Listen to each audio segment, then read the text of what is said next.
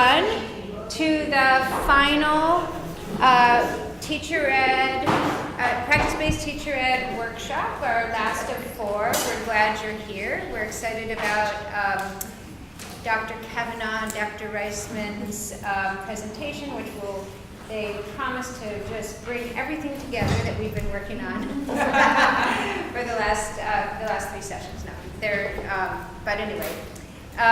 So I'm Janine Remillard. I think everybody knows who I am. We're going to go around and just do quick introductions. And let me first say, I think most people know that Abby Reisman is an assistant professor in teacher education, focusing primarily on history, secondary history education and curriculum.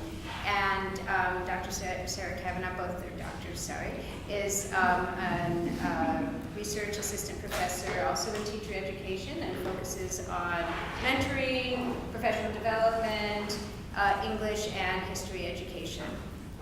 And they're just a huge, fantastic resource for us at GSE. We're glad they're here. And their title is Using the Field to Work on Practice. They are really, they are some of the people around the country who are at the center of practice-based teacher education. So let's go around and have everybody just introduce themselves, say your name and say, like what program you're in, or just so that we have a sense of what your connection is to GSE or teacher education. Great. Hi, my name is Chanel Boatswain. I'm a second-year EDP student in Ed Leadership, which is part of the Teaching, Learning, and Leadership division. I'm Sarah Greenhoff. I am also a second-year Ed Leadership student, and then I mentor apprentice teachers with the UTAP program and support with some program coordination. I'm Kate Miller, and I'm a second-year PhD student in Teaching, Learning, and Teacher Education. I'm James Poinsett. I teach mathematics at the Community College in New Jersey. We'll go this way and then come back My name is Angus Bob. I'm a second-year PhD student in Education, Culture, and Society, and the History of Commerce. My name is Caroline Merker, and I'm a doctoral student in the International Communication program. Hi, Kate Wagner with the Holly Rock Foundation, and I'm interested in teacher and development. Lauren Daniels, I'm Sonia. I'm a master's student in the Learning Sciences and Technologies program. My name is Laura. I'm an assistant for urban teaching residency. My name is Taylor Osberg. I'm a second-year ED student in the Teaching, Learning, and Teacher Education department. Perfect.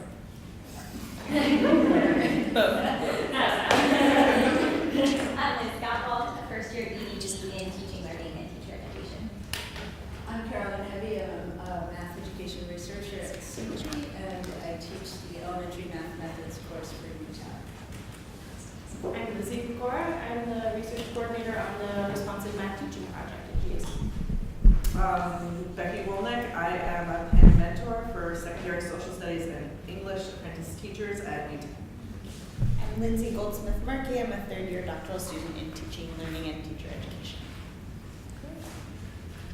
Hi, I'm Elizabeth Reincourt in the GSE Communications Office, trying unobtrusively to take some photographs. So what that means is that if anybody notices that I have lipstick on my teeth in this presentation, you must raise your hand and tell me. Otherwise, I'll hold it against If my all hair is of you standing up and back, forever. So, laugh too hard. I act like I'm a monster. You're gonna make you look good.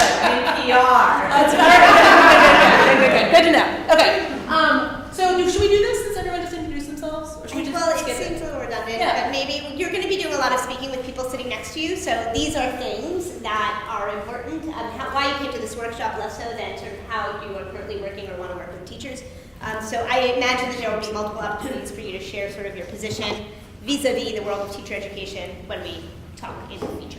Yeah. I'd say let's keep going.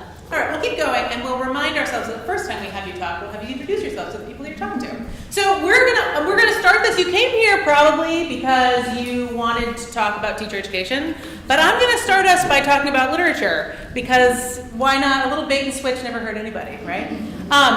So, how many of you have actually talked about a piece of literature to somebody in the last 3 months? Okay, most people in the room. How many of you are like, oh my God, they want me to talk about literature right now? I haven't done this in a long time. This is not my area. Okay, I see a few hands that are going on like this. What we're gonna talk briefly, and the whole point is just actually that we're gonna throw some ideas in the air. There are not, if you're a person who hasn't had talked about figurative meaning since high school, don't worry about it. Throw an idea in the air. Be the person who's like, maybe it means this, and we're not gonna judge each other, okay? So I'm gonna read, I'm taking just the first few sentences of a vignette from The House on Mango Street by Sandra Cisneros, called My Name. We're just going to read the first few sentences and have sort of a brief conversation. So if you're not sitting next to somebody, will you move to be sitting next to somebody or a few people now, before we split up? Because actually for the whole time we're going to need to be having people to talk to.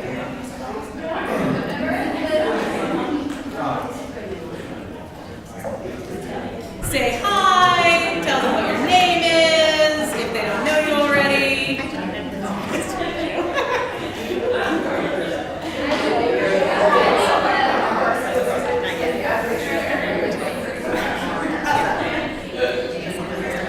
All right, so everyone's got a partner. This is the first paragraph of a vignette from a longer series of vignettes. It's called The House on Mango Street. It's called My Name. And I'll read it aloud, but also read it to yourselves. In English, my name means hope. In Spanish, it means too many letters. It means sadness. It means waiting. It is like the number 9, a muddy color. It is the Mexican records my father plays on Sunday mornings when he is shaving. Songs like sobbing. So with whoever you're sitting next to, just talk for a couple of minutes about how you think this narrator feels about her name and what in the text makes you think that. No wrong ideas. All right, I'm starting to hear us move towards having less to say, so I'll bring us back together. And I'm going to ask that somebody be the brave person and just share with the whole group what was a thought. It doesn't need to be the most exciting thought. It can be a super emergent thought. It can be something you're not sure you totally believe. But how do you think this narrator feels about her name? And what in the text makes you think so? Yeah. I think she's proud of her name, despite the sort of melancholy sort of association with it. Maybe it's because my name's James and very simple. I never really looked into my name all that much. So just the fact that she's looked into the origins of her name so much, she's proud of it. Somebody either add on to that or One of the first words that came up for us was conflicted. In reading this, it sounds like she is experiencing some sort of conflict around how she feels about her name. And we were wondering if this was the beginning of a conversation about her place trying to navigate 2 different cultures, potentially. Did that come up for anyone else? In what way? We were talking about how she maybe feels like, seems like there's some conflict in how she feels about it. Like there's hope versus sadness. There seems to be something, and I was thinking in that, even within that last sentence, that's a very beautiful thing to say, but also she likens it to the songs like sobbing. So it feels like she both feels the beauty in it, but also feels the sadness in it. I don't know. There's hope and there's sadness. Yeah. There's songs and there's sobbing. Yeah. Other ideas about this? Yeah. But she categorizes hope with after English, and then after Spanish, everything comes out with the negative. So I think it's almost like she wants to reject her Spanish identity and maybe move towards that English one. Just because there's nothing negative there makes me think that therefore that's the positive one. Really interesting idea. What are other people thinking about this, the Spanish-English thing? Agree, disagree? Yeah. We were wondering who it means this to. For example, it got us thinking in Spanish it means too many letters. I assume for herself maybe wouldn't mean too many letters, but for outside people maybe who are learning Spanish, it's too many letters. So wondering also with the following descriptions if that's her her personal sentiments or what she assumes other people are thinking about her? That's a really super interesting question. It means to who? Who is the, did anybody talk about that? Who is the who here? Ideas?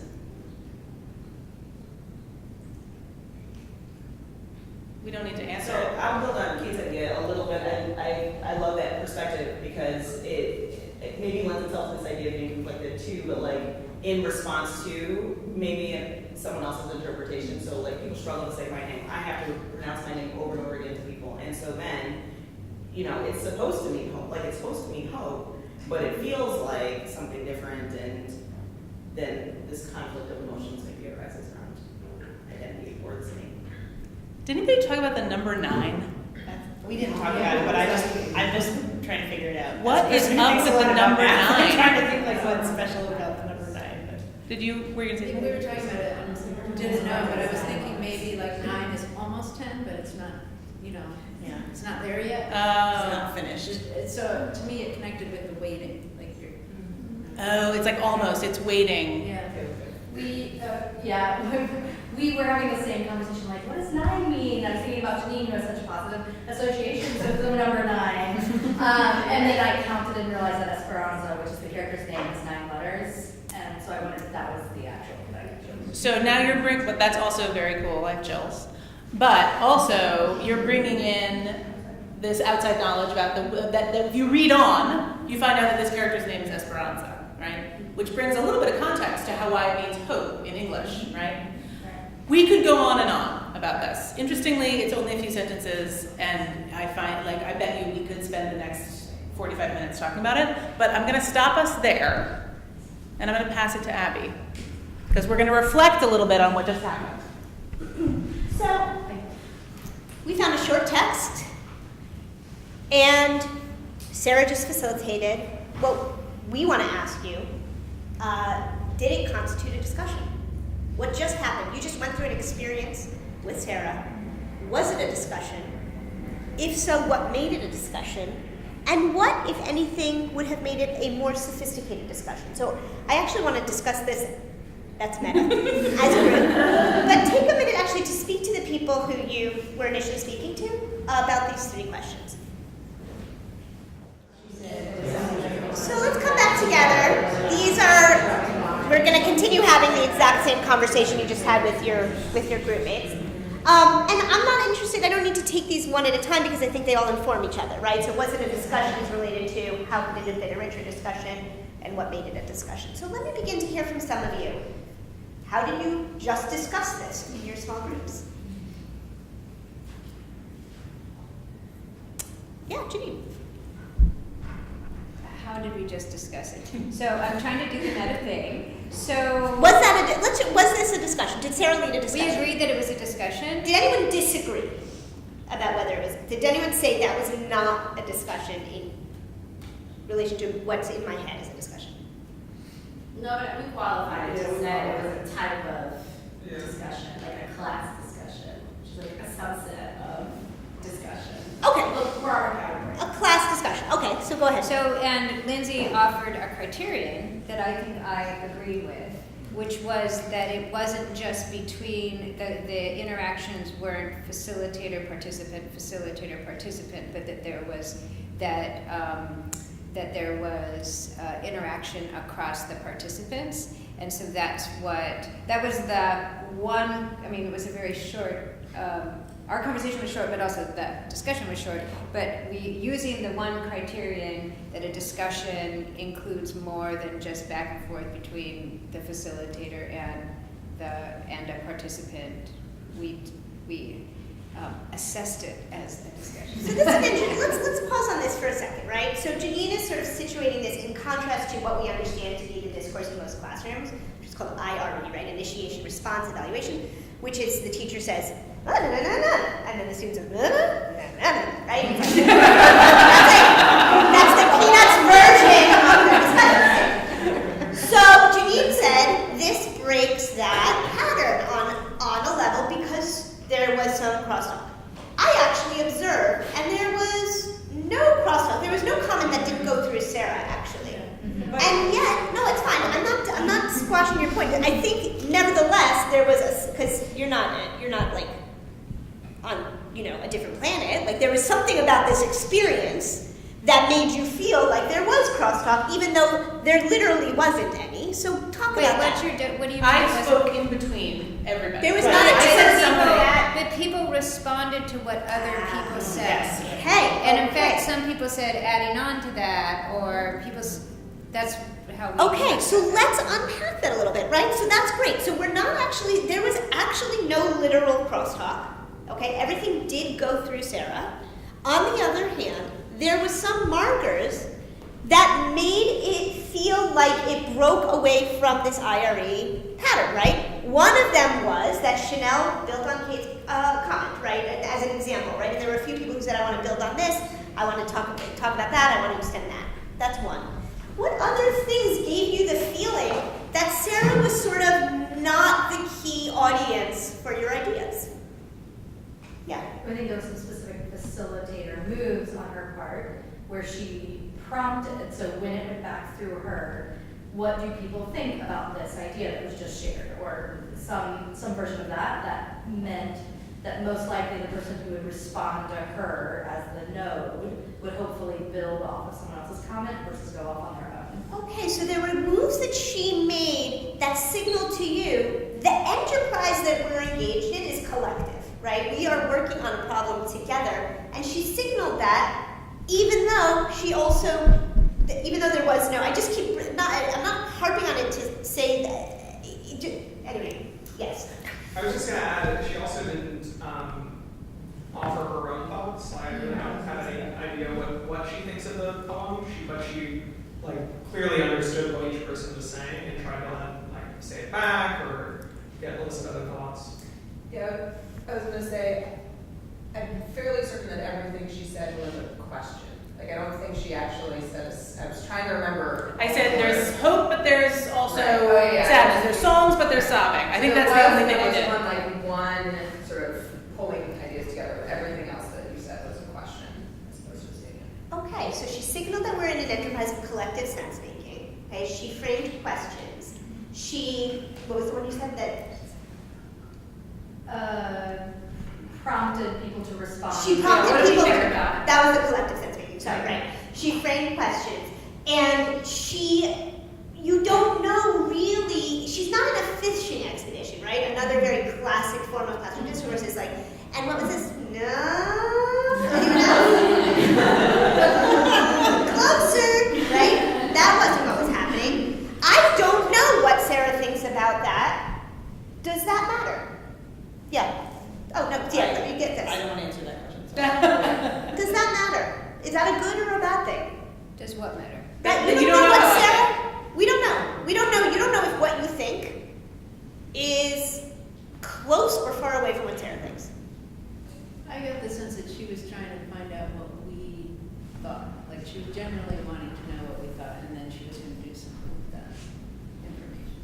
Okay. Pass it off to Abby. Yeah. And also, this wasn't authentic in the sense that you would never have a 5-minute discussion and then never see your students again, Yeah. or pick up the rest of the book, or But I anything. think she seemed generally curious about what we were saying, like she was trying to process that. There's a sincerity to her Yeah. probing. Yeah. I don't know if this is moving towards the next point already, but I think that there was No. I mean, the next bullet. Right. But there was a sense of whether she thought that your idea was more or less interesting, more novel than somebody else's, and that her facial, that wasn't right. Yeah, I said I had chills. That was right. And I think that the setup of the room also sort of facilitates our looking for that reaction and that. Actually, almost broke her neck trying to see someone's reaction who said something earlier that she was trying to respond to. So most of the choice that we have is to just look at Sarah and do you approve of what I just said? No. So that's still, there was an element there of that, right? But the other piece of what you're saying, I think, is that there was a thread. And so we started off with positive, right? And then that became conflicted. conflicted got picked up, right? And then we went to went through a couple of other turns. And each of these, I would argue, if I were to chart out those comments, I think it was almost a linear development of complexity, right? That was the result of the cumulative nature of your comments. Lindsay? That's what I was going to say, is that I thought a lot of the work that she was doing was simultaneously trying to understand what one person said and then figure out how to connect that to the next, like to get people to draw further on that. So there was a lot of connecting going on. And I think that we've never had a discussion together, this group. And so Sarah has to do connective tissue work to make that discussion happen now. But if she kept working with us and kept doing that, eventually she would not have to say those things in between us. So I almost don't count like when you say there's no crosstalk, I'm not sure I would count her things as, who said that there were nodes? Yeah, like I like this idea that Sarah was sort of like passing our comments on to one another, almost like driving us through to the next point, and eventually she'll go away, and she won't need to do that anymore. So part of this Like she'd ask the first question, and then we would connect each other. So part of what you're doing in your comment right there is imagining what a more sophisticated version of this discussion would be. And I think we do, on some level, imagine one in which Sarah is no longer facilitating, right? Final comment on this, yeah. I like that she didn't say a whole lot about what she thought, because it felt like it gave us ownership of the knowledge. And if we had more time, I think even if she continued to do that, what makes the knowledge official would be people putting together an argument that everybody essentially, okay, this sounds like this is the right answer. Or in literature, multiple arguments that all make sense that sit. I mean, if we were in a math class, maybe that'd be different. I don't know. We'd have to talk to the math people around here. So I think arguments are key case here. So what we're pulling out of this, and this is my effort to sort of bring us to where we're going, is that some of the key affordances of engaging in an activity like this is that the collective nature of the work allows us to arrive at more complex understandings than what we might have arrived on our own, A. And B, there's an affective component, right? That we have ownership, that it's ours, right? I mean, Sarah could have easily been like, oh, interesting, so you think she's positive, but you think she's a little bit more conflicted. What, right? And then you Which one is right, positive or negative? Right, or does anyone want to build on one or the other, right? And so that would have given you even more ownership, right? If that were something that we were working on, though I think that would have been a little early in the discussion to do something like that, since it was the first claim. But these are some of the affordances of discussion. I think we would all agree, and then there's also in both empirical and theoretical literature to support it, that discussions are pivotally important when we're thinking of developing students' rich subject matter knowledge. Learning in pretty much in any subject areas. Now we have math on board, but no, I'm kidding. We always have math on board. That this is a way to develop complex thinking, to develop interpretation, to situate your understanding relative to other people's understanding in the class, etc. We also know that it is rare. And it's rare, stubbornly absent is a kinder way to say it, or I guess a more accurate way to say it. But if you go into classrooms, and I every year I teach pre-service candidates, who we'll talk about in a moment. And the work that we are trying to talk about in our methods classes are just not matched with what they're seeing in their classrooms. And they're on board with its importance, right? But it's not happening in a lot of cases. In some of it absolutely is, but it's just you can't rely on to walk into a classroom and see kids talking to one another about ideas. Right. So it's not to say there aren't absolutely lots of teachers doing this.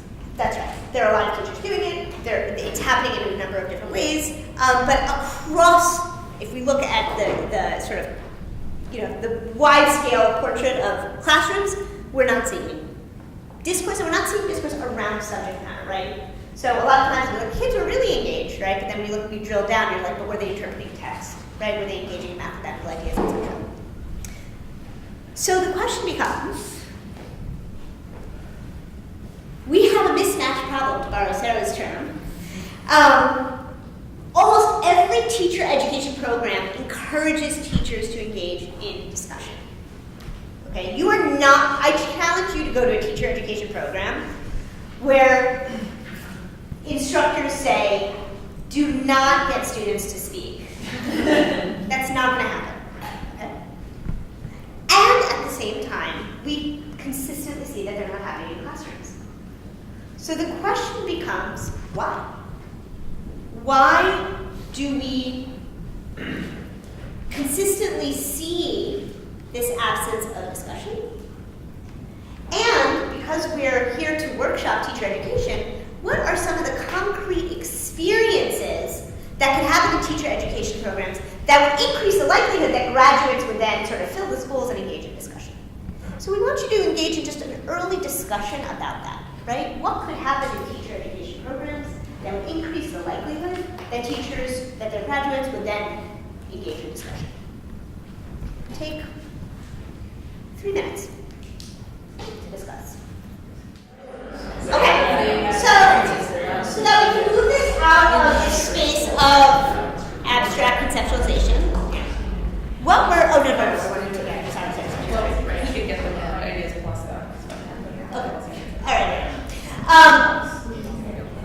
This is a problem that Sarah and I have been working on, right? And for those of you who know my methods of instruction, who've taken my methods of instruction, there are some ways that teacher educators have tried to get students to think and observe and value discussion, right?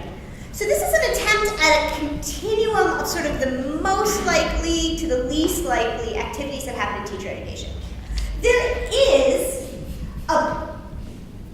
an approach to teacher education that really stops at sort of imploring teacher candidates to engage in discussion, right? So discussion is important. Guys, you should engage in discussion. Lecture is bad, right? And I often actually work with teachers who feel terrible when they lecture. It's like the worst, because they don't have a ton of tools to not lecture. So they feel horrible every time they do it. It's actually most social studies teachers.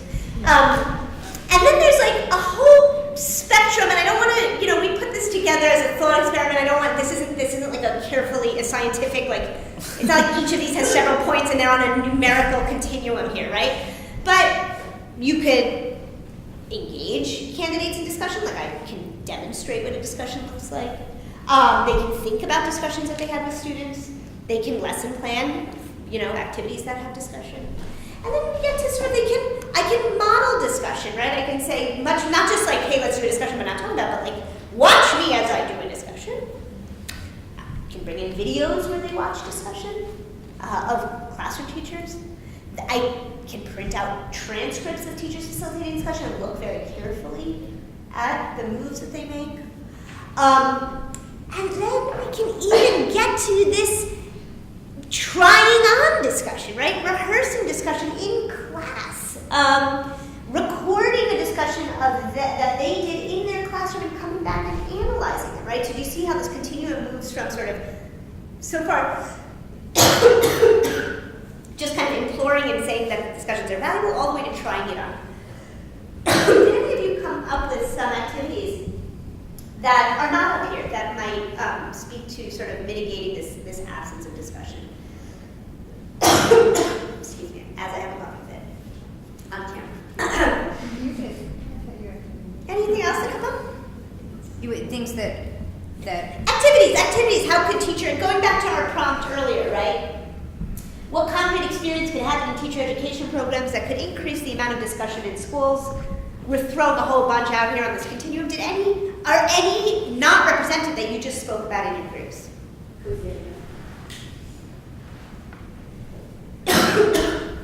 Well, I didn't say this in my group because we were talking about the last thing, the recording and doing it in a real school setting. Okay. But our Number Talk project is having a continuing relationship with teachers into their first year, where they're continuing to record themselves and share it. So like extending teacher ed beyond when you're still in the program. Great. That is not represented up here, right? That part of this assumes that teacher ed is a one-year thing and then you don't see anyone anymore. So even just extending that timeline is a valuable structure that's not represented. Yeah. One of the things that we didn't talk about that I'm thinking about is helping people plan like a unit that actually employs discussion and how they would change the actual planning out of their lessons by focusing on discussion. And I certainly never experienced that. I have no idea being walking through that process would look like. You're often trying to just force discussion into this pre-existing structure, and then it just Okay, goes. so lesson planning and building sort of deliberately around it. Let me go 1, 2, 3. No. Thanks. We also didn't discuss this. I'm thinking about how to incorporate or how to work with the teacher, their cooperating teacher, or the site where they're located, because oftentimes the environment that they're situated in largely informs the practice, despite a belief, opportunity, practice, whatever. So try to bring in more stakeholders, ones who they're spending a ton of time with, right? We're going to actually talk about that a little bit more. Yeah, I was similar to both Angus's and Chanel's in terms of not just planning for discussions, but like planning classroom environments, thinking about how you're framing your classroom environment to create space for discussions, and how you're building a classroom environment that essentially scaffolds those discussions in some ways for students, sort of thinking about it as a larger ecosystem than just like this one activity discussion. And you're saying that work would happen in methods classes. That is, Yeah, we're not just yeah, looking at discussion, exactly. we're saying how do you establish norms, how do you establish your classroom Exactly, culture. so talking about how your classroom norms and the way you develop your classroom can help support this and help support teachers in doing so. So we've blown out planning for discussions into Yeah. planning units, into planning for the way your environment is set up. And I was going to add also scaffolding the students' skills to be able to participate in a healthy discussion, even as far as putting sentence starters on the board and such. So I wasn't sure if that modeling discussion was for the apprentice teachers or if the modeling discussions was for the students. I think it could include both, right? So there would be a way that I model discussion, but I'm giving out scaffolds that you would give to your middle school students as you were to support their engagement with text. You want to add something? Because we were saying that one of the big reasons why teachers don't is because just fear of losing control of the classroom. And to that, I think it should be in teacher ed classes or programs a look at group dynamics and the psychology of group dynamics and how centers of power shift through that discussion. And so you're not just hoping the person either has an innate ability to manage the classroom or is just going to practice it enough and after you do it 20,000 times whatever they do it, actually looking at how those centers of power shift and how you can bring it back.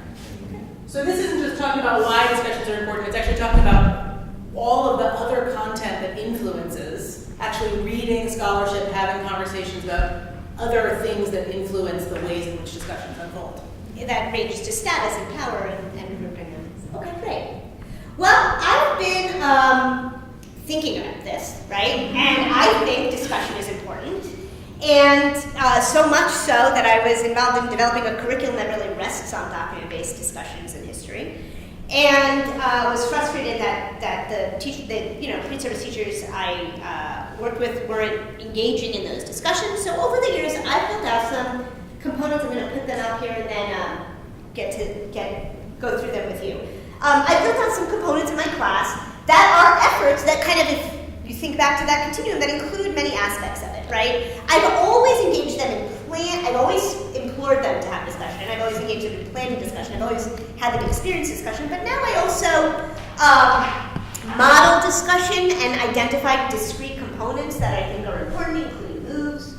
I now always bring in a lot of videos, and we analyze those videos, and again, I give them some terms that they can decompose those videos and try to understand what went well. We analyze particular choices and look at dilemmas. We do in-class rehearsals where pre-service teachers come in with documents that they would use and they're scaffolded for their students, and we pretend to be students and engage in them. And I have an assignment, I moved this on. And I have assignments, at least, both fall and spring semester, where the pre-service teachers themselves videotape themselves in their placements, upload those videos, 5 to 10 minutes of a document-based discussion, okay? Upload those videos to a platform. Identify 3 moments where they made decisions that they could have made different decisions, and then write a reflection paper about it. In the fall, to your point of scaffolding, we made scaffolding about students, but in terms of scaffolding, now in the fall, they just do it around 1 document. In the spring, they do it around 2 documents, okay?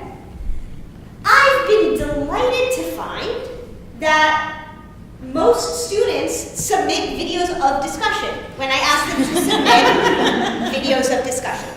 I think that's a wonderful thing. Every single year, there is at least one, if not more, students who literally do not submit a video of discussion. So recently, a student who we are going to call James was asked to upload, again, 5 to 10 minutes of a document discussion and write a reflection. James submitted a 10-minute video. The first 5 minutes featured him presenting background information in a lecture to contextualize a primary source that the class would read together, which happened to be the Emancipation Proclamation. In the second 5 minutes, he read the document with students and explained it to them. And then in his reflection, he said, overall, I'm happy with the way the discussion went, right? So it wasn't like, it just was too hard for me to pull it off. I think James truly believes he engaged in a discussion. We were able to answer the question, what did Lincoln need to issue the Emancipation Proclamation? I can get into the weeds on the content here, but let's just stay with the bigger picture. The students understood that Lincoln was able to free the slaves because he finally had a victory at Antietam. Okay. My question to you is, what's going on with James? Turn to your group mates. What are all the reasons why James might not have facilitated the discussion? What's going on with James? And James literally is at least 1 or 2 students every year. And in-service teachers, right? Where it's like capture discussion, they don't, and then they're like, that was an awesome discussion. And these are not problematic students. This is not, there's no like weird stuff. Right. Resistance. It's not resistance. What's going on with James? Okay, so I want to hear from you. I want to hear from you. What do you think is going on with poor James? What's going on with James? And the next prompt, which we're going to do sort of spontaneously in this discussion, and I think will naturally come out of that question, is like, so what do I do with James individually? And how might I think of James as a starting place when I redesign my course for fall? Okay, so think about those. But first, let's get some hypotheses on the table. What's up with James? What's up with James? Perhaps the way he learned as a student was during lecture. If you know how good lecturers ask rhetorical questions, I just did. Yes. Someone who learns that way is answering the person in their head and is actually having, in some way, a discussion In his mind. in his mind with and so his perception of what lecture discussion looks like is that paradigm. Yeah, these are not classrooms where there's no student talk. So if discussion, broadly speaking, is student talk, she was eliciting students' answers to right wrong questions, right? But so, and I guess sometimes kids don't raise their hands, and so they did. So that's okay. They were excited about students that were participating. Okay, other hypotheses, yeah. We were talking about how it might go to what James' goals were, and it seemed like at the end, James' goal was very concrete, like the knowledge that he wanted to have was Lincoln could do blank because of Antietam. And if that's the goal, then I guess I could see that kind of being a discussion, because it's pretty low-hanging fruit. And I don't know how you would ever get the students to get to that based on the Emancipation Proclamation without a ton of teacher giving and leading. It's my history dude right here. I like that. Okay, so we're not going to go deep into the weeds, but I have a lot I can say about that. But the takeaway here is that, what was Sarah's goal with Cisneros? Content-wise. Yeah, to facilitate or elicit a conversation about different prompts. It's She hard wanted to us see to, 'cause I think she wanted us to make a statement about the text and use a piece of the text to support it, because she said, like, say what you think and say what makes you think it or why you think, like, what in the text makes you think that. Any former ELA teachers in the room or current ELA teachers? Okay. Yeah. So when making sense of literature, like in the Common Core state standards, and anybody who is thinking deeply about literature is going to try to support people to actually develop complex understandings of conflicting ideas that characters may have. And then secondly, another thing we were doing was we were looking, this is also in the Common Core state standards, look at words and phrases that and come and understand what they may mean even when the text leaves things uncertain. So one of the things that we were doing, and the reason why I asked, did anybody think about the number 9, is that actually there's a moment in here that's the text actually leaves something very uncertain, and our work then as a reader of literature is to think carefully about all of the various conflicting meanings that might have. So you were doing interpretive analytic work with literature, even though the goal was not to have the goal isn't to have a particular understanding of the text. The goal is to be able to do something with the text that you all were doing, just as background. But now I'll jump back for a second. But I would argue that we only saw the first 5 minutes of what's a book, right? And so I do think actually that even though you may not have a very specific understanding of that book, there are definitely understandings that would be outside of beyond the pale. Like this is a book about elephants, right? Like that would not be true. There's got to be some English professor out there who thinks it's about elephants.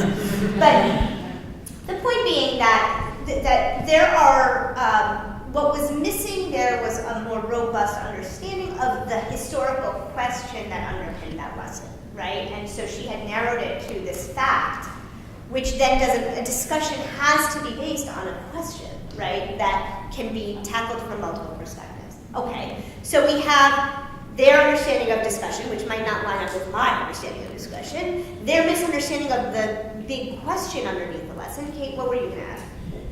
In our group, we talked a bit about understanding what a discussion is versus understanding what a discussion is not. And wondering, so to dig a little bit into your next question about, for James Instruction Redesign, about like it's very easy as a teacher to be very positive and give lots of positive examples, but wondering whether or not you've ever given him an example of what didn't count as a teacher. I have not!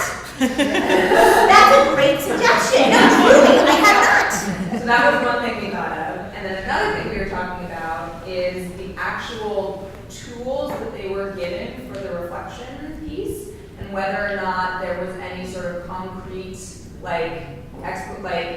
and to boil the discussion down into a checklist or a rubric feels frustrating for a lot of us, I know, but if they're really starting out and they're struggling with that, can you give them a list of things to look for? It's like, how many times did the student speak? Like, how many questions were asked? Something like that as a tool to force them to reflect in a more concrete way that isn't based just on their feelings about the success of the lesson, which was a point that Chanel made, that when people reflect, they tend to respond to their emotions rather than the actual concrete facts of it.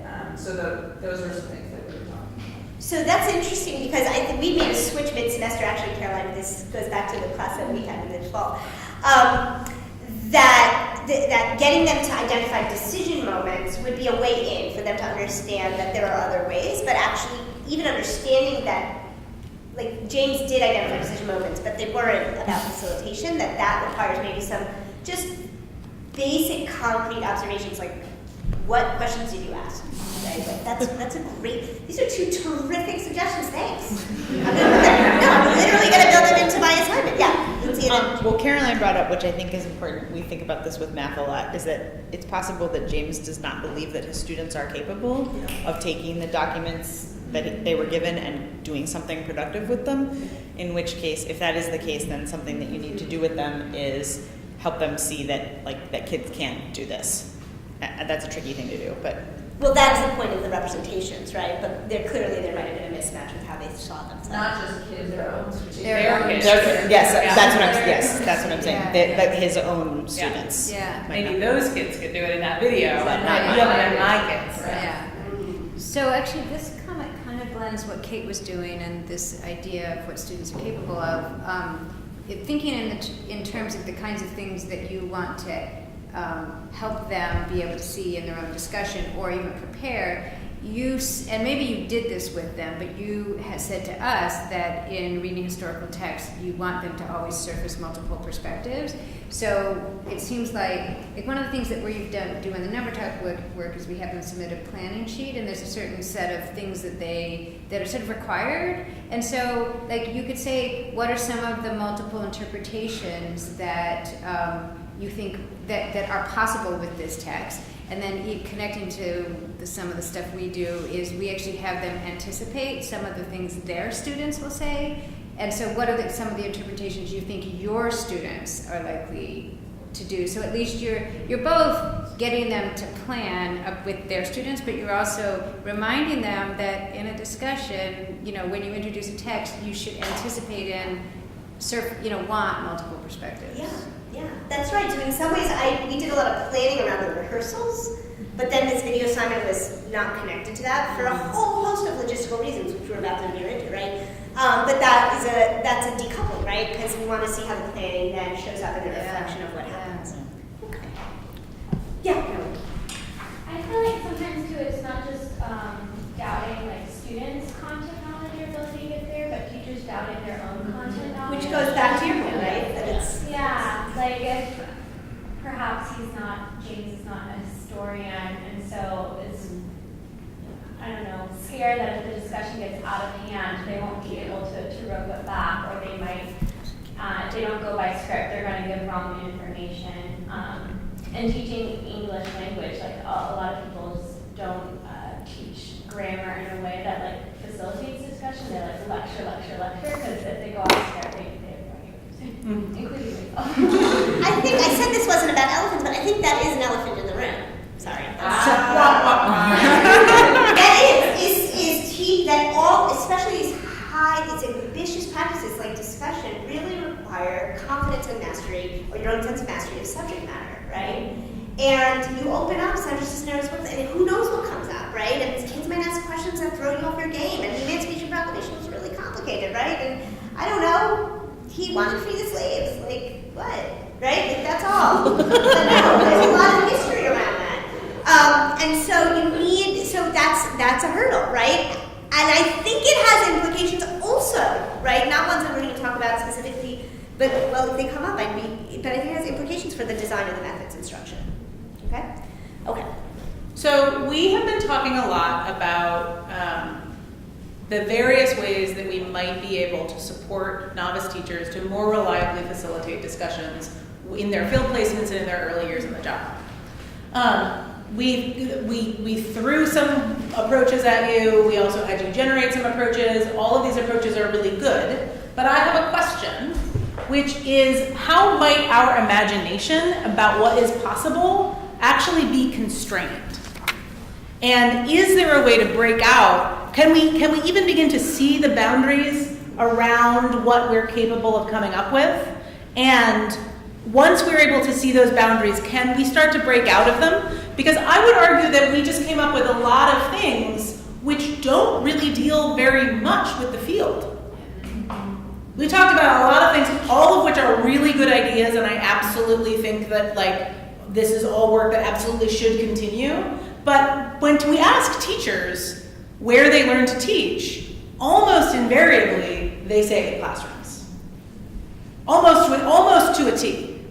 And yet, when we design learning experiences, we tend to think about classrooms that we design that are not actually in classrooms with kids, where kids are present.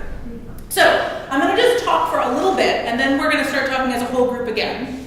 I'm going to take us away from teacher education and into K-12 schooling, and it's going to get heady because I'm going to start talking about Dewey, which you can't really do anything in relationship to education school without talking about Dewey at least once, right? So this is a quote, or a quote in my editions from Dewey. He said, "Well, it's easy to dismiss the way that schools are organized, quote, as something comparatively external and indifferent to educational purposes and ideals. In fact, the manner in which the machinery of instruction bears upon the child really controls the whole system."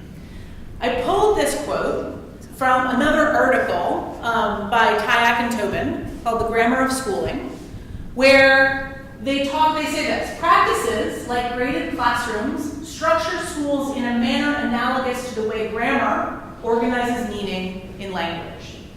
Neither the grammar of schooling nor the grammar of speech needs to be consciously understood to operate smoothly. Indeed, much of the grammar of schooling has become so well established that it is typically taken for granted as just the way that schools are. It is the departure from customary practice in schooling or speaking that attracts attention. So, I want you guys to talk at your tables for a little bit. What are some examples of the grammar of schooling? What are some of these things that you don't even notice because they're so just a part of what we all believe schools to be? Talk for 2 minutes, come up with some examples, and we'll share a few out. Or maybe let's do it out as a whole group. That's better. Tables, chairs, and walls. There are tables, there are chairs, there are walls. Schools happen in buildings. Yeah, they're doing one teacher. Or we're doing a whole group. Yeah, we're doing a whole group. Change my mind. There's one group of teacher, there's a whole bunch of students. What else? Subjects. There are subjects. Grades. There are grades. Classes. There are classes. Leveling and tracking. There is leveling and there is tracking. There are more advanced and less advanced ways of participating. Teachers. Fixed times. Fixed times, right? Things happen in fixed amounts of times. They don't just extend on forever. Teachers know stuff students don't. Teachers hold the knowledge, students receive the knowledge. Yeah. Teachers are responsible for students learning, Teachers are responsible for students learning and for when they don't learn. And not learning. and not learning. Well, actually, Janina, I don't know. I think there might be places where it's accepted. The students are responsible for their own learning. The teacher is there, the students learn or not. We've come up with several things, right? Schools are things that happen in buildings. We don't think of schools as things that happen outside, right? There are grades. There are more students than there are teachers. Teachers are responsible for some sort of curriculum, right? Some set of standards, maybe. We can probably come up with a whole bunch more. But they're the things that we just don't even think about, right? Like, obviously that's a school. It's the grammar, it is the way it is organized, it is the structure of it. It is only when it's outside of that that we even begin to think about it, right? We don't begin to think about the fact that there is a first grade and is a second grade and is a third grade, right? So at your tables now with your people around you, what's the grammar of teacher education? What are the things that you just don't think about? Of course that's a part of it. This is how it's structured. The grammar of school as a class. All right, let's come back and talk about this as a whole group. Because my guess is there are really interesting ideas in some of these small groups. What are some things that we came up with? What are the practices like graded classrooms that organize teacher education that we just don't even think about? Yeah. Chanel was going to say something that I don't know how to say in less than 1,000 words. But before I arrived here as a doctoral student, I only ever thought of the education of my teachers as professional development, and I never thought of anything outside of professional development in my school.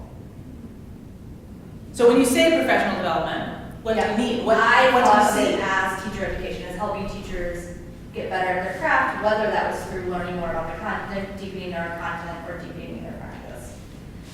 And so my argument was that I think the grammar of teacher education separates those. Yeah. We don't treat, I think more commonly there's an assumption maybe that comes with teacher education, that it's pre-service, not connected to what happens in service. All right, that's a part of the grammar, right? There is pre-service and there is in-service. And then those two things are separate. And depending on who you are, you only think about one or the other. Yes. Right. Right, Before I that got here, I only thought about one. is a really great example of the grammar of teacher learning generally and the way we think about it. What else? Yeah. The experts of teacher education are not teachers. Not K-12. Not K-12 teachers. The people who sort of facilitate professional development, the people who lead courses, the people who are instructional coaches are not currently teachers. They are people who have a different full-time job, which is not teaching kids in classrooms. What else? There's a program of study. Say more about that. In teacher education programs, like we predetermined, the sequence and number of courses and types that you will need to successfully complete a program. But we said, we said it's an academic endeavor. It's treated which I think what you've described as maybe a component of, or? Yeah. I mean, it's like a sort of series of, I don't want to say barriers. Teachers learn. Yes. Even just that there are courses, right? That the people learn to teach by taking courses. That's a part of the grammar of teacher education, right? That part of learning to teach requires taking courses. And that courses are things that happen in a semester and that meet once a week, and that will help you develop as a teacher. Yeah. I think this is less true at the sort of primary school level, but certainly once you get above that there is this discussion that goes on about depth and breadth in subject matter in terms of what teachers need to know, but that is still very constrained by subject matter. So even though there are conversations going on about like how deeply versus how widely do teachers need to know and understand their subject, in the higher grade levels, there's still an understanding that like that subject is science or that subject is math, and a math teacher doesn't necessarily need to know about the Emancipation Proclamation. So that's a way actually in which the grammar of schooling influences the grammar of teacher education, right? There's a whole set of things about the grammar of schooling that bleeds into the grammar of teacher education. The courses that structure schools become the courses that structure teacher education as well, or maybe vice versa. Yeah. Well, I said something which we decided wasn't necessarily true across the board, but that I think teacher education in many places believes itself to be disruptive of the grammar of schooling, like that its intention is to like somehow produce change. And then Janine had a nice way of generalizing it, which was that it was, oh, you said it about, Go ahead. what was your word? Well, Caroline said corrective. I think so. Now I lost your word. When you said a way to generalize it is that it's oppositional. That it position itself in opposition to what's happening in K-12 school. Yeah, it's oppositional to the grammar of school. It's not trying to reproduce the grammar of It's not trying to schooling. reproduce the Right. grammar. It puts itself in opposition to it. Okay. Yeah. At a super basic level, did anybody say it doesn't happen in schools? Yeah, we said that. Yeah, we said that. Yeah, it happens in universities. Teacher education happens in universities or programs. Schooling, teaching happens in schools. Yeah. Did anybody talk about roles? There tend to be mentor teachers and supervisors or instructional coaches and instructors in programs and program directors. Across almost every program, not all of them, that is how there are the same kind of roles. We have a proliferation of teacher education programs, and yet exactly the same roles are in all of them. It's interesting. It is the grammar of the way this whole endeavor is organized. Did anybody say there are field placements? There is field work and there is coursework. Those two things exist in all teacher education programs.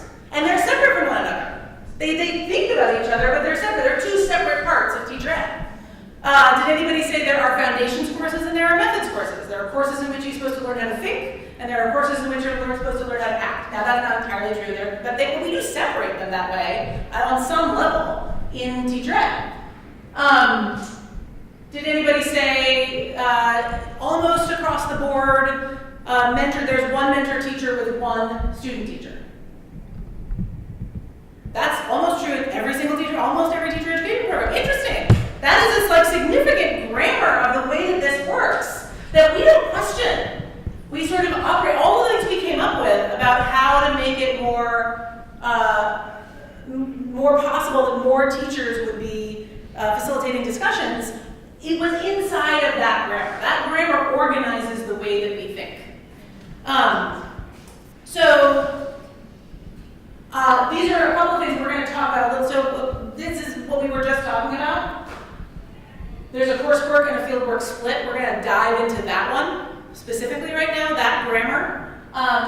Zeichner also talked about teacher ed, more really traditional models of teacher education, as having an application of theory model. That teacher education is where you learn all of the things you should know for teaching, and fieldwork is where you apply those things. You learn stuff in one place and you apply it in another place.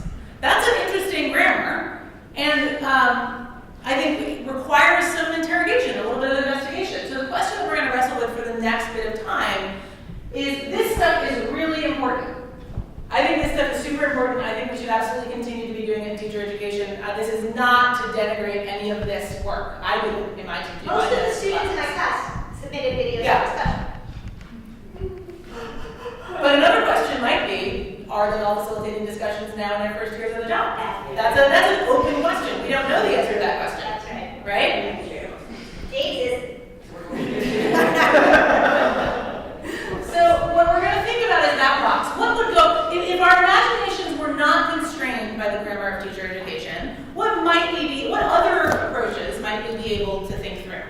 I'm going to talk to you about a few.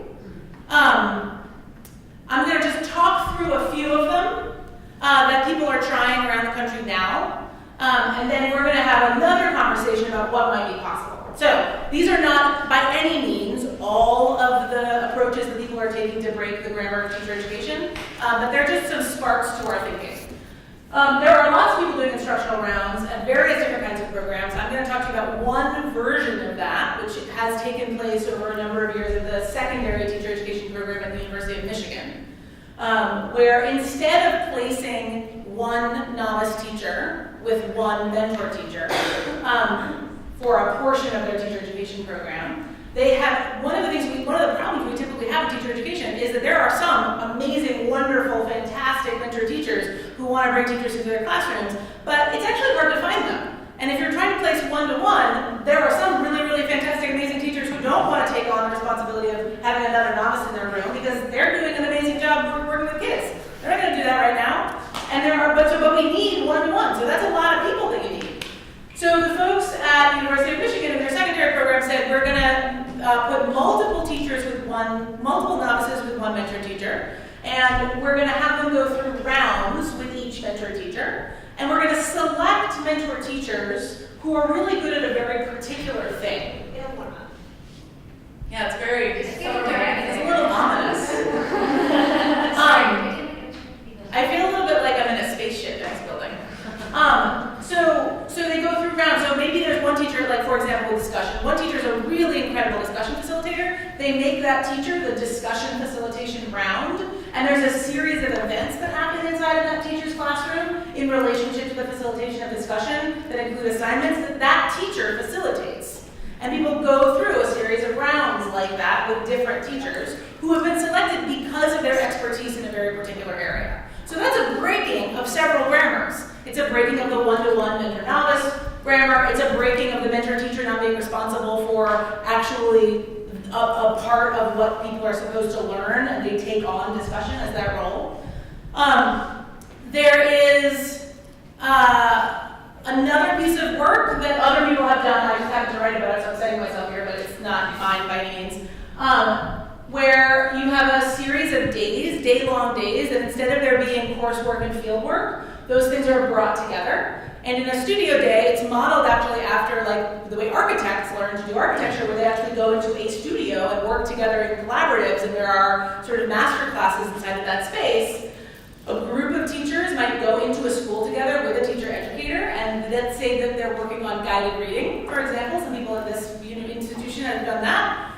All people go into the school with the novices, they watch a master teacher doing guided reading with a group of students. They come out of that classroom, they have a conversation about what they saw, they plan their own mini small group guided reading lessons, they rehearse those, and they go into a classroom. Every novice teacher gets a group of kids, or pairs of novice teachers with groups of kids. They facilitate small groups, they videotape themselves doing it, they come back out again, they watch the videos of that. So that's a breaking of the coursework fieldwork split. It's a breaking of the instructor works in the university, not in the school split. It's a breaking of the idea that teachers and instructors aren't working in tandem, because in that case, the teacher in the school and the instructor from the university are actually co-teaching together that studio day.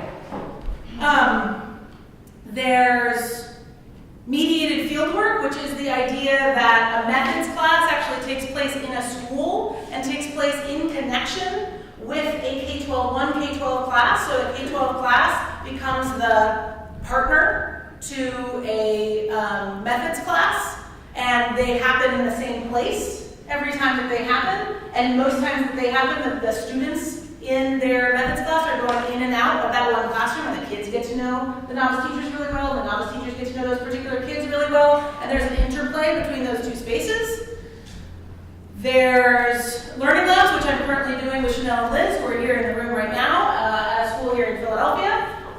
It's similar to studio days, but instead of going in with a particular activity like guided reading or math talks or something else, what you're going in with is a question. So you get a group of teachers together at a school site, you ask a particular kind of question, maybe how do I get more students to participate? You together come up with a bunch of hypotheses at the school, you come up with a plan together, and then you co-teach that lesson together as a group, you come back out and you debrief. These are just a few ways that people in the field right now have tried to break the grammar of teacher education. They may or may not be breaking it productively, but it's an attempt to say, what could we imagine? In what way, what kinds of things could be accomplished if we weren't constrained by the way that this grammar actually influences our thinking? So, the two things I want to name about this are that they are moved from individual teaching, most of them are moved from individual teaching to collective teaching. That teaching isn't something that you learn about in a collective, but then go do as an individual. That teaching can be something that you do as a collective. You can go into a classroom as a group, make instructional decisions as a group, and learn inside of that experience. So what Abby said earlier about what we learned in our discussion was because we were learning together, we were a collective making sense of a text together. It's the same argument is true in relationship to these approaches to teaching. That the teaching itself is a text that you learn more about when you're inside of it with other people. You can learn more about a student's thinking when you have someone to talk about that thinking with. Also, it's a breaking of all of learning experiences happening in the university and trying to bring more of them into the field where teachers say they actually learn to teach. So given all of those things, I'm not going to do that because people haven't been talking enough and I want to bring much time, so I'm skipping and going back to the Okay, so let's go back to Abby's case. And I want us to imagine that there are no constraints, right? That we have the power to break the grammar of teacher education should we want to. We might find that grammar is there for good reason and it helps us make sense. Otherwise, that may be what we find. But let's imagine for a moment that there aren't any constraints. No constraints. What else could we do next year to decrease the likelihood that she receives a video like the one that she described? So at your tables, think together about this question. Slow down. All right, let's come on back. Let's capture the video.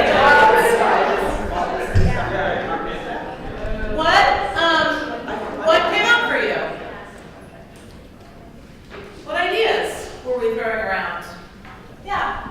We had an idea that to get newer teachers more comfortable with discussion maybe early on is just having them practice doing discussions on what kids did for the weekend, on the weekend, talk to kids at lunch tables, and then you realize you can have a back and forth with kids and get them talking to it. It maybe feels lower stakes. It's not we don't need to know exactly what I did this weekend. The kids don't leave with that knowledge, that's fine. I just have one piece of clarity. We started this talk with the discussion and then question of was this a discussion? Yeah. What does this discussion look like? Did that happen in James's class before he? It did. Okay. Just one clarity. Yeah. We're thinking that if he's partnered with other people to plan and lead the discussion, then that would be a helpful way to. So when you say if he's partnered with other people, what do you mean? Other novice teachers, so if they collaboratively plan a discussion and lead a discussion, maybe give feedback to each other. So where?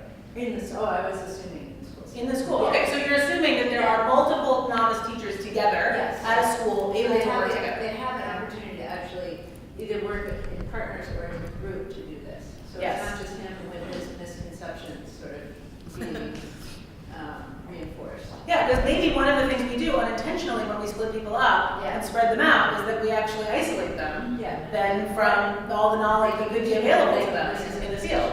Yeah.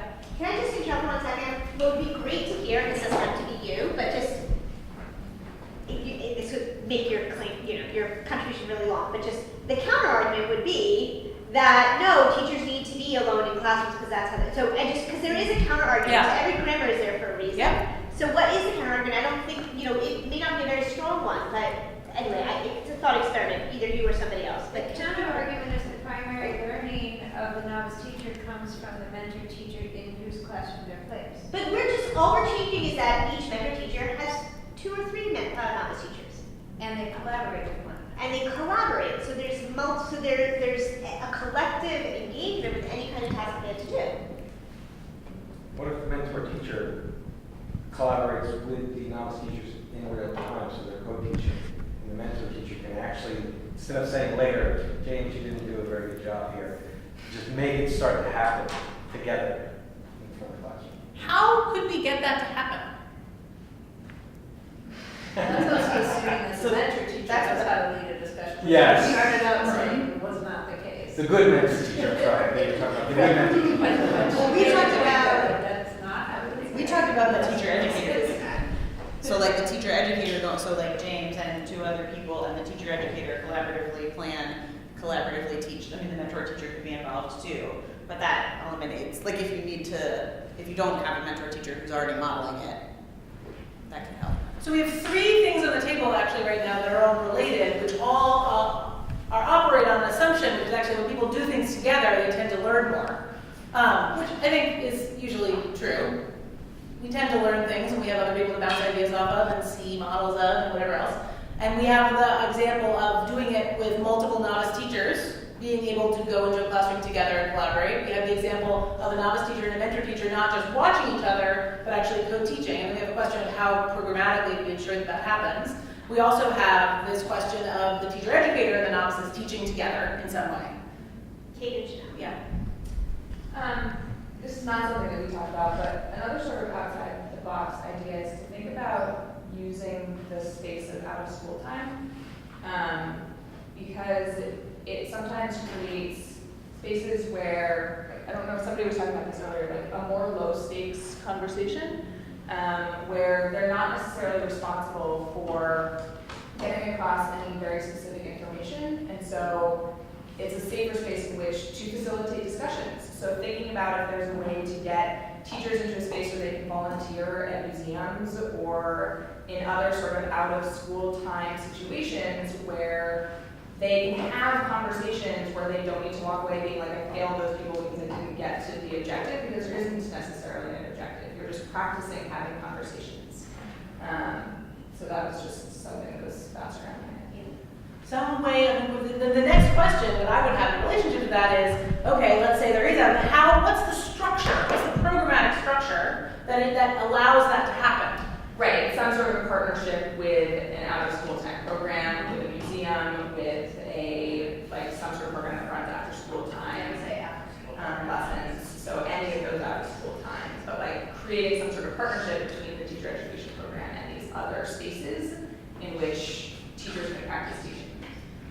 Interestingly, my mind immediately goes to courses, right? Courses are the ways that we structure teacher education programs. So then my guess is if you were to try to incorporate that into any existing teacher education program, it would become a course, right?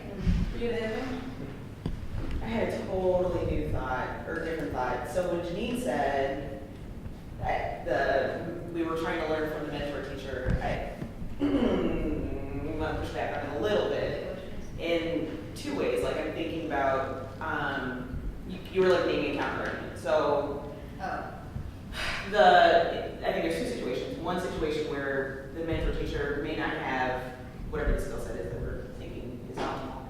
And so if we can shift the knowledge base to this collective, including, so that not just the mentor teacher or not just the university-based professor or, whoever, this collective wisdom and mentorship, that we are holding ourselves accountable to a standard that we agree to as a group, as opposed to the person who knows intervenes.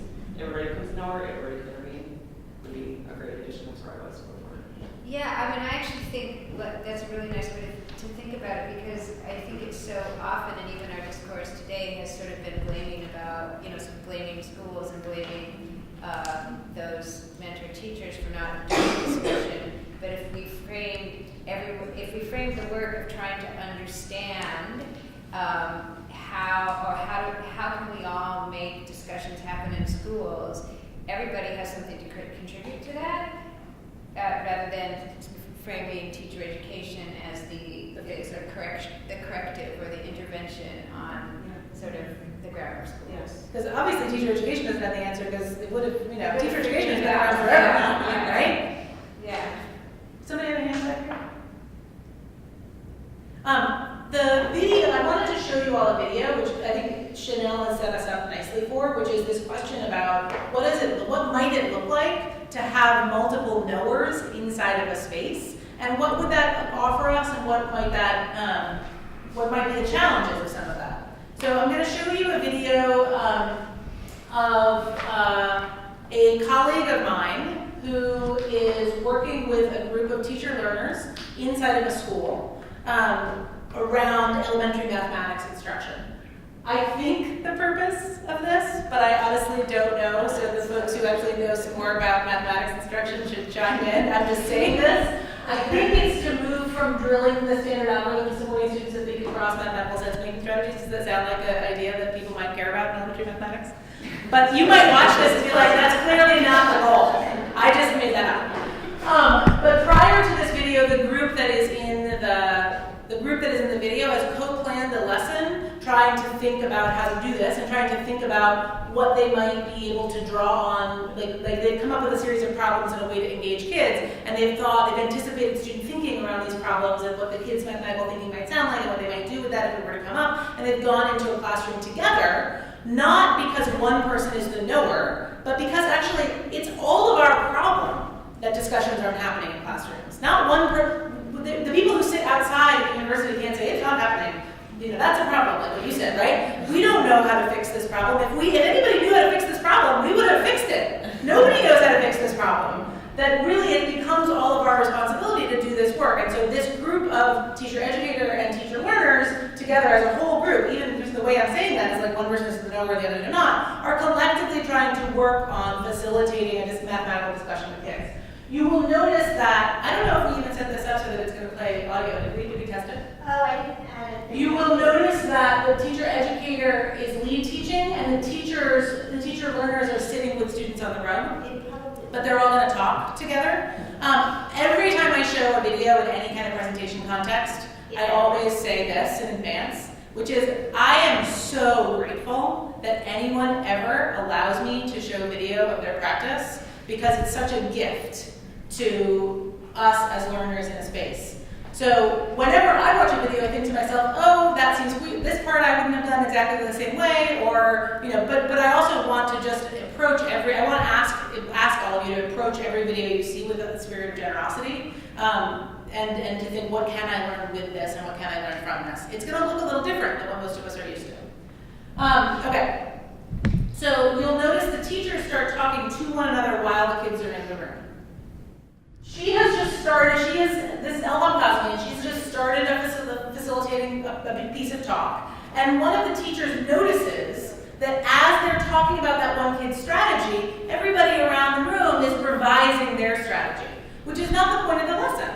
The point of the lesson was to share a bunch of different strategies, but what's happening is the kids are hearing one strategy and starting to change theirs because they think it's right? They've been taught so many years that there's only one right way to do things, so when somebody shares something that's right, they cross out their answer and they say, well, she got it right, so I'm going to put this, right? So this other teacher notices that, and she says, what if we actually had the kids what if we shared out lots of strategies before talking about this strategy because all the kids are revising their thinking? And Elham says, oh, I didn't even notice that they were revising their thinking. And then another teacher says, hey kids, why don't you all put your pencils down? Let's put our pencils down for now and not change anything about our work, and we're going to hear a bunch of strategies. So we're having multiple teachers involved in noticing. Everyone who's taught knows you can't notice everything all of the time. There's too much going on. But what they're doing is not, and this isn't necessarily the best teaching in the world, but it is a space where people are engaging in collective sense-making about the complexity of what's happening in a classroom at any given moment.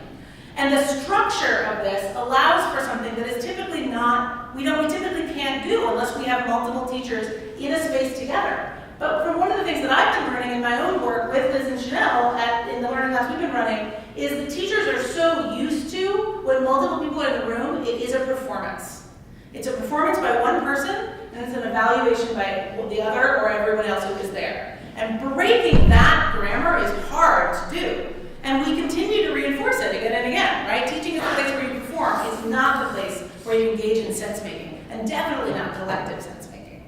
So, with that, I can take it to the last. you can take it to our very last slide. That's in front of my brain wants to get the video to work. It's not going to work, and it's going to be fine. Okay. I think we got the main. Yeah. I think I'm struggling. Sarah summarized it really well. It was a terrific summary. I would ask nothing more of a summary, but there is something that Sarah Angela saying last. Okay. So here we are. Okay. We started, I presented my class. This isn't like an off-the-cuff set of activities that I presented in my class. This is something that I've been working on for at least 5 years. More, actually, because I started 7 years, right? And yet I kind of run into these same obstacles. And what became clear, what we discovered together, was that I'm very much stuck in a grammar of teacher education. So whatever I'm doing in my class is moving the dial a little bit. I don't think it's not valuable, right? But it's not radical, right? And we are here at Penn, right? Let's name where we are. At Penn and UTEP, it's a fairly traditional teacher education program where all of the very structures that we just named are in place. It's a one-year program. I'm talking about the UTEP program. It's a one-year program. Student teachers take classes. They go to the field. There are supervisors kind of do some liaisoning, but it varies. And they have one mentor teacher, and that's the situation, okay? Well, we have been trying to break that grammar. And starting next year, we're launching a new program, a new way of thinking about what do you call the coursework fieldwork divide. I've now had a pretty extensive experience with 3 teacher education programs, and one of the things that happens is that you sort of are desperate for supervisors. Instructors are so busy, right, and so stuck in this space, and you're desperate for supervisors to make that link to fieldwork, but supervisors don't take the coursework, right? So there's a very varied contact and often no contact with the instructors, and so they bring their own instructional experience, but there can often be a real lack of alignment. Next year, with generous funding from the Hollyhock Foundation, if there are members of, anyway, they're great. Some of them may be in the room. We are hiring 4 content-based instructional coaches. So we are going to have coaches who are in a position to supervise pre-service candidates. So that's in that sense, that's old school in terms of a grammar of teacher education, right, for supervising.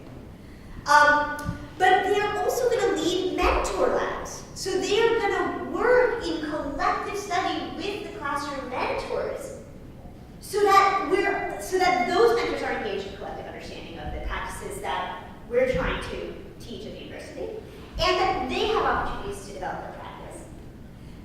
That same person is going to be sort of building a curriculum of coaching, and working very, very closely, either teaching the methods or being a TA, like in my case, it would be somebody who's working with me, co-teaching the methods for us. Anyway, you can read all of this yourselves, right? But it's about sort of, instead of having 12 supervisors, per content area, you have one person. It's a full-time job, and it's completely aligned, right? The vision is that it's completely aligned between what's happening on the field and what's happening in the classroom. This is our first attempt to break to break this grammar that's so entrenched and so basic to every program that I've had contact with. 2 questions for you guys as our final sort of thought experiment. First, if you were studying the impact of this program, which we're going to have, it's going to happen next year. And you can study it. And you can study it. For those of you looking for a presentation, here's your chance. What would you want to know about the impact of this specific program? And then, I don't have the question up here, but given the conversation today, the very next question, of course, is what's our next step? Let's say we find that this is awesome, right?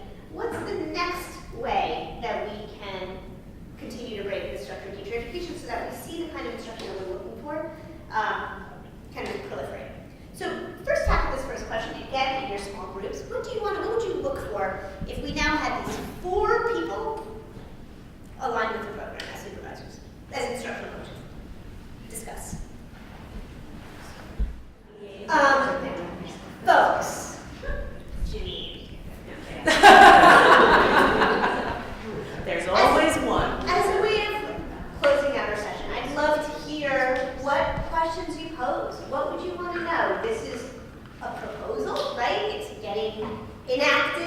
going to have these people do this thing that, to my knowledge, doesn't exist anywhere else. It does. Like it's a one person sort of doing this thing. Yes. Fine. That will be best. Anyway, it's obviously not a common